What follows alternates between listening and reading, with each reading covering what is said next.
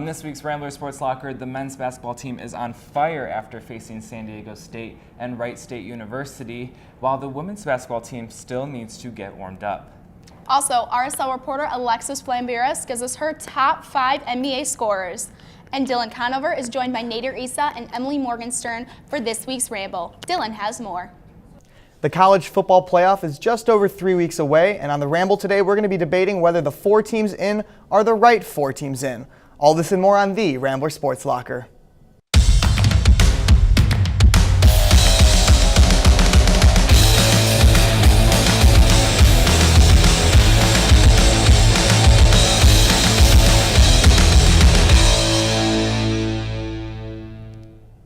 Welcome back to another edition and the last Rambler Sports Locker episode of the season. I'm Trisha McCauley. And I'm Blake Keller. Men's basketball has been near perfect after the last 2 games this past week. First, the Ramblers hosted Mountain West Conference favorite San Diego State on December 3rd. Andre Jackson shined against San Diego State, scoring a season-high 24 points. Neither team was able to gain separation during the first period, and after back-and-forth action, the Ramblers took the lead heading into the locker room at halftime. The second period saw an Aztec lead, but was short-lived. The Ramblers defeat San Diego State with the final score of 65-59. 2 members of the men's basketball team received NBC honors. First, 6'5" junior Andre Jackson was honored with NBC Newcomer of the Week. This is his 3rd honor for the 3rd time in his Loyola career, and the 2nd time he's been named Newcomer of the Week. Jackson has scored double figures in each of his first 9 games as a Rambler, the best stretch by a newcomer Rambler since the 1974-75 season. Guard Clayton Custer has been named NBC Scholar Athlete of the Week for the 2nd consecutive week. For the season, Custer is averaging 13.2 points, 3.1 rebounds, and 2.7 assists per game while holding a 3.57 GPA as a finance major. Coming off a red-hot win over San Diego State, the Ramblers debuted for the very first time in the CollegeInsider.com mid-major top 25 poll. The Ramblers joined fellow conference schools Wichita State and Illinois State. Loyola placed 19th in the poll. The Ramblers hope to keep a perfect record at home, hosting Wright State University on December 7th. The Ramblers started the action with Clayton Custer hitting this 3. Custer was hot the entire night, adding a pull-up jumper, and the Ramblers didn't stop there. The Ramblers displayed excellent ball movement. Bruno Skokno to Milton Doyle to Vlatko Gronic, and back to Custer for another 3-pointer. He had 19 points for the game. Doyle passed it down the lane to Andre Jackson for 2 more points. Custer then threw it up to Doyle for the alley-oop. The Ramblers came out on top, beating the Raiders 77-64. With the win, the Ramblers move up to 8-2 on the season and wrap up a 4-game homestand against Milwaukee on December 10th. The women's basketball team finished up road games in Michigan last weekend. The Ramblers took on the Western Michigan University Broncos in what seemed would be their first win of the season with a 4th-quarter rally. Ultimately, the Broncos stampeded the Ramblers, taking the win 65-53. The Ramblers then traveled to Miami to take on the Miami Hurricanes. Forward guard Katie Salmon led the Ramblers with a team high of 12 points. The Ramblers fought hard against the Hurricanes, taking a short lead within the first few minutes. But Miami took the lead with a strong performance in the 3rd quarter, ultimately helping them keep the lead that wouldn't allow the Ramblers to close the gap. The Hurricanes defeated the Ramblers with a final score of 81-43 as the Ramblers fall to 0-8 on the season. Loyola returns home for the first time in nearly 3 weeks, hosting Chicago State on December 10th. Basketball season is roaring both at the collegiate and professional level. Over to RSL reporter Alexis Flamberas, who has her top 5 NBA scorers this season. Alexis?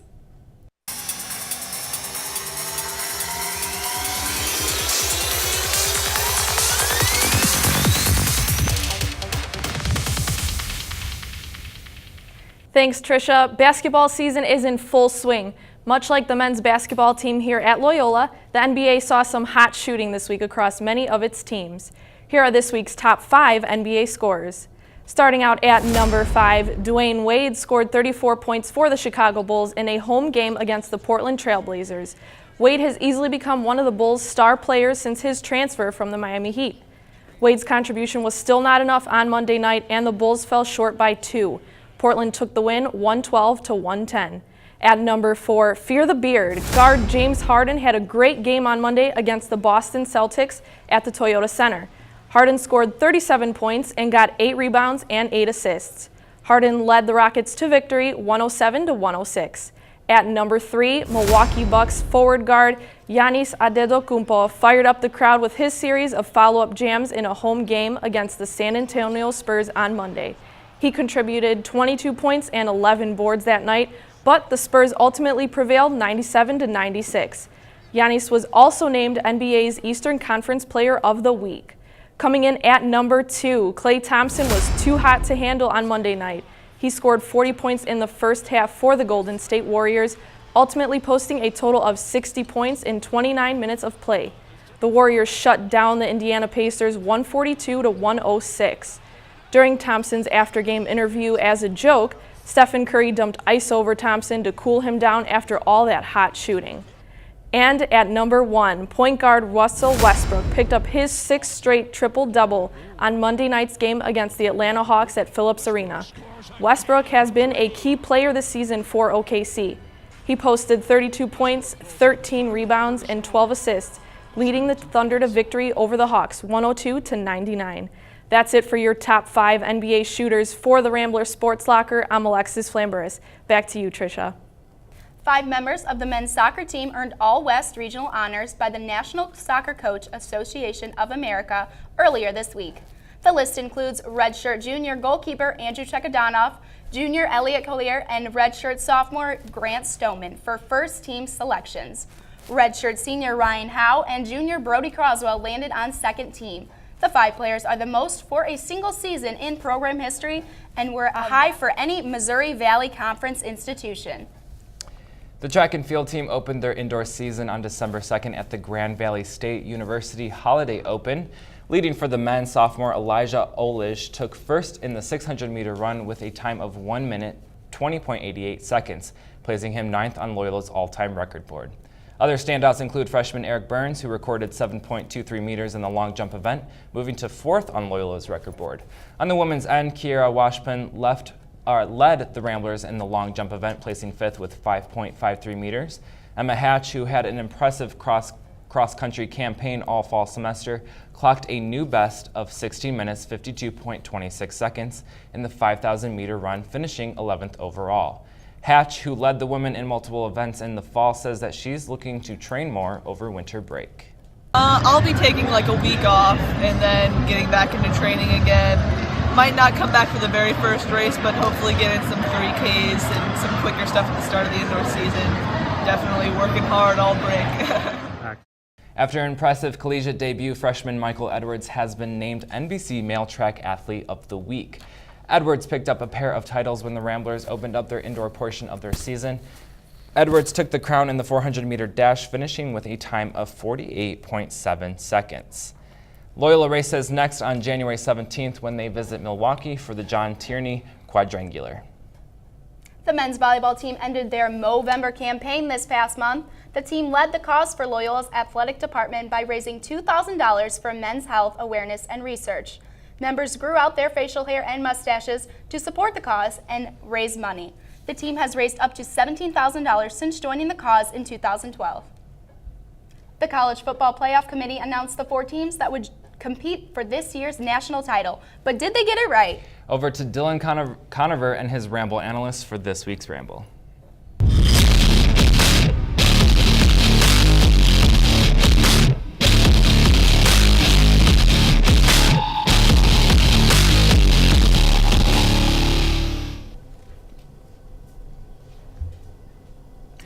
Welcome back to this week's Ramble. I'm Dylan Conover, and I'm joined this week with Nader Issa and Emily Morgenstern. And guys, today we're talking about the college football playoff. It's about to start, just about 3 weeks to go.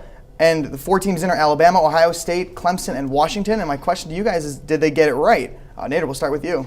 I think the first 3 of those teams that you named was right. The last team was not. Washington did not have a tough schedule. They didn't play as tough of teams as the other 3 that made it. So to me, the 4th team in has to be Michigan. Now, of course, Michigan lost to OSU, but that was a very close game that they should have probably won. So you think it should be Alabama, Ohio State, Clemson, and Michigan? Yes. Emily, what about you? Well, I kind of agree with that. I think it should be Alabama, Clemson, Michigan, and Penn State. Penn State won the Big Ten, which is definitively the best conference in college football. And if you look at OSU's wins compared to Michigan wins, they beat a lot of the same teams, but Michigan beat those teams by a lot more than OSU did. So you both agree that Washington should not be in the college football playoff. So I'll ask Nader, why should Washington be in at the expense of Michigan?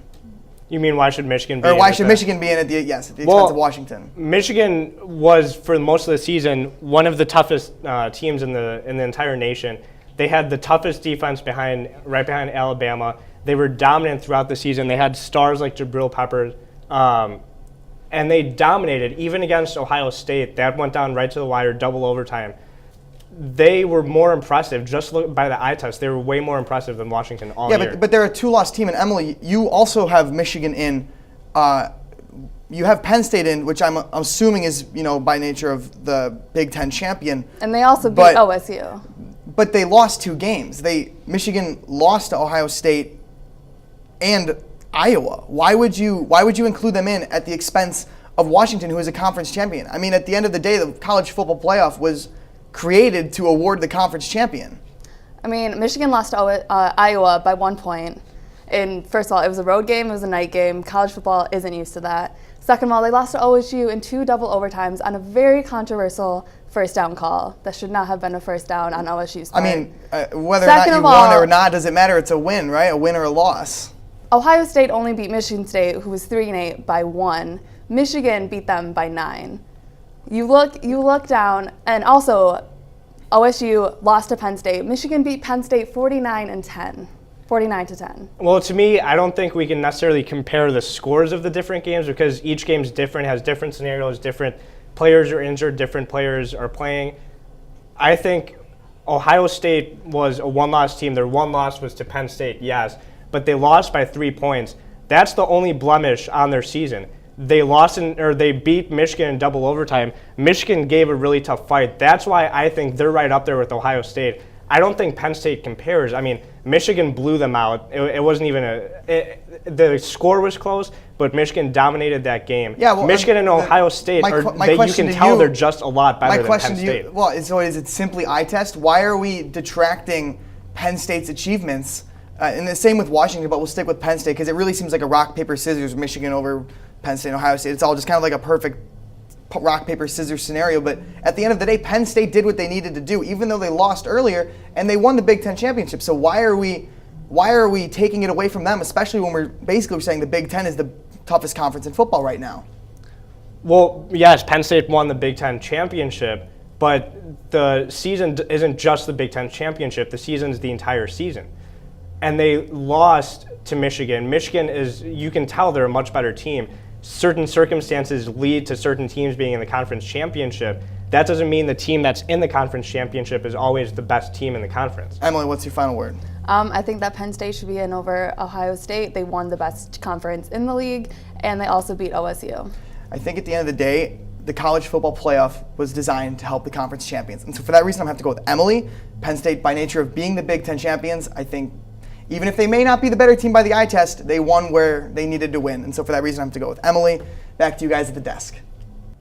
Thanks, Dylan. Now, for those who watch us regularly, it's important to know that RSL is a great platform for incoming students to get their feet wet in the world of sports and broadcast journalism. RSL is a great way for students to get involved at the School of Communication, and it allows students to perfect their craft, whether it's writing, editing, shooting video, working in the production room, all the above. There have been trials and tribulations throughout the semester, so here is a look at our wonderful, dedicated members who couldn't quite get it right the first time. Hard part.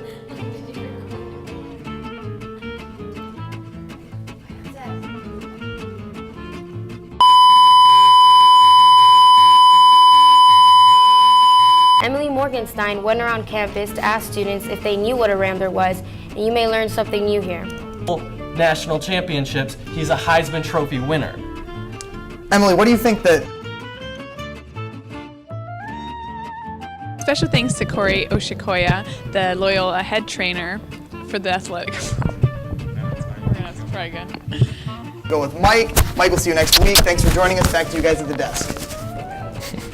It's just face oil. Get over yourself. Both teams have been productive. Stop! I can't say been productive.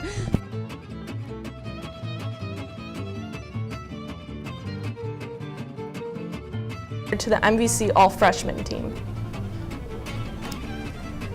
The women's softball team released their schedule for the 2017 season. The Ramblers will play 3 in-season tournaments. They open, I was like, why do I see Brooke?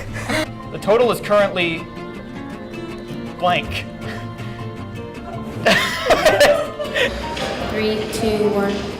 Thanks, Nader. I just sat down with members of the men's volleyball team to discuss the November movement. I'll have back for you. And we are looking forward to cheering. I can't do that. That's so bad.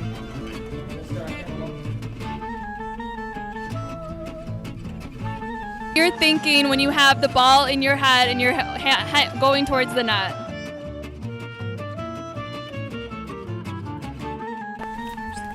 What do I do?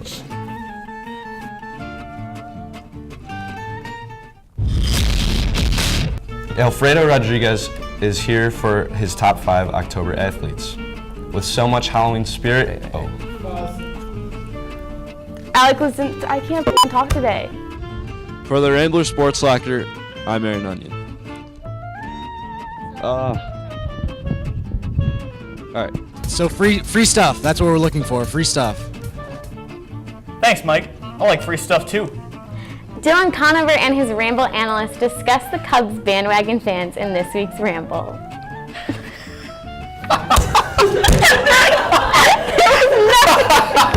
Service.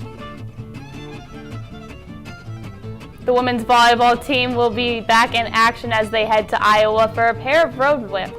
Thanks, Nader. I just sat down with the men's volleyball team to discuss. I can't do this. I can't. Loyola's head athletic trainer. Held the team had.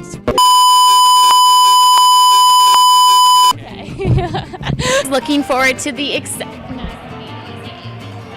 That's okay. Sorry, Trisha. She's gonna be so mad when she's editing this. 3, 2, 1, pause. Oh, wait. Am I supposed to actually pause? That was like a Dwight Schrute moment right there.